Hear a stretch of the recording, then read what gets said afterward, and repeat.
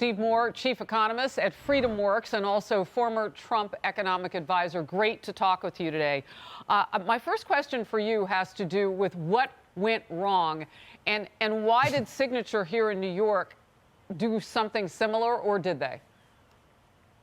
Yeah, Harris, great to be with you. And by the way, I agree with the president that we don't have an overall banking crisis. The system is sound. But I do think you have a lot of major banks that are in some trouble, Harris. And SVB, the Silicon Valley Bank, may just be the tip of the iceberg here.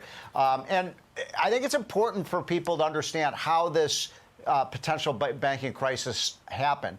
It's not because there aren't enough bank regulators, as Biden is trying to say.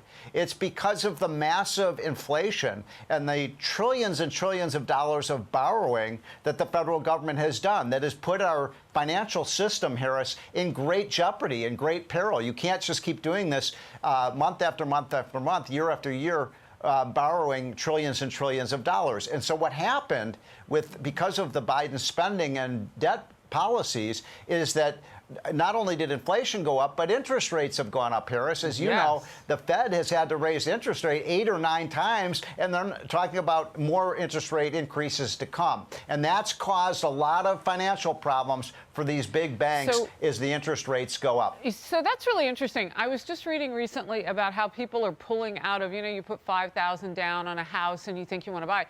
They're willing to let that money just burn to walk away from that deal for that, $300,000 house now. They don't want to be on the hook because these interest rates keep going up. I have to think that affects banks because now you're not even taking out loans. You're not parking your money with that bank.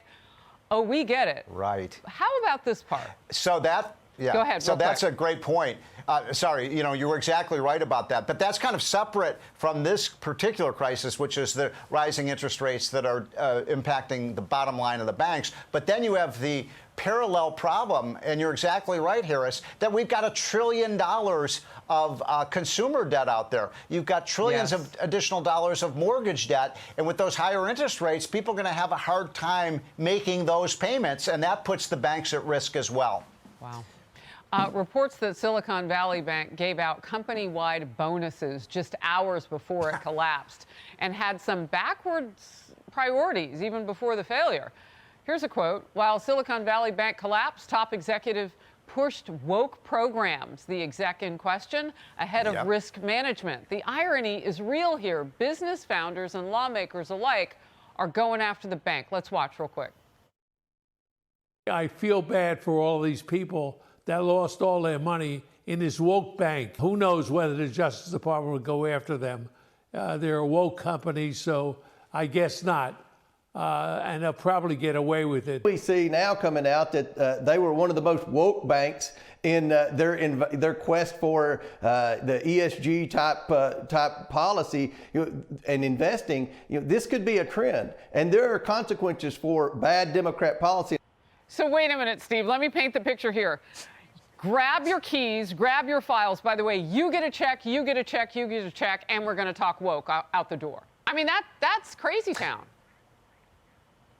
You better believe it. And you're exactly right that about $5 billion of investor and depositors' money went into these green energy programs that have no return. We know that these ESG funds over the last couple of years have severely underperformed the markets. And why is this important in a broader context? You're probably following this story, Harris, but Biden now wants to basically require a lot of banks and investment companies to do ESG investing and divest in oil companies. By the way, last year, Harris, the top returning stocks were the energy companies, and Biden wants these funds to divest in them. So I think that there's no question that this woke investing had a very negative effect on the bottom line of SVB. And it's, by the way, it's also outrageous. They're talking about bonuses a couple of months before they declare basically bankruptcy. Do you think they knew? Well, this happened awfully quickly. I don't want to get to their motives, but that money should be given back because, and one other quick point. Biden said this isn't going to cost taxpayers anything. That's ridiculous. Who's going to pay for the bailouts? Of course it's going to come from you and me. Who else would it come from? What's that? He says fees and other ways, but I mean, you're talking up to $250,000 per account if people are running small businesses, have that money parked there. I don't know what kind of fees they're charging, but I am curious to know how we aren't on the hook for this. Your last quick thought. Yeah, I mean, we always know that these bailouts of the banks and bailouts of companies come right out of the pockets of taxpayers, and it's really unfair, especially when you're talking about now investing, ensuring the deposits of people or millionaires and billionaires. I mean, that's not fair to the average taxpayer. Wow. Well, we'll see if he keeps his promise on that, President Biden. Good to see you. Steve, thank you always. Hey everyone, I'm Emily Campagno. Catch me and my co-hosts Harris Faulkner and Kaylee McEnany on Outnumbered every weekday at 12 p.m. Eastern, or set your DVR. Also, don't forget to subscribe to the Fox News YouTube page for daily highlights.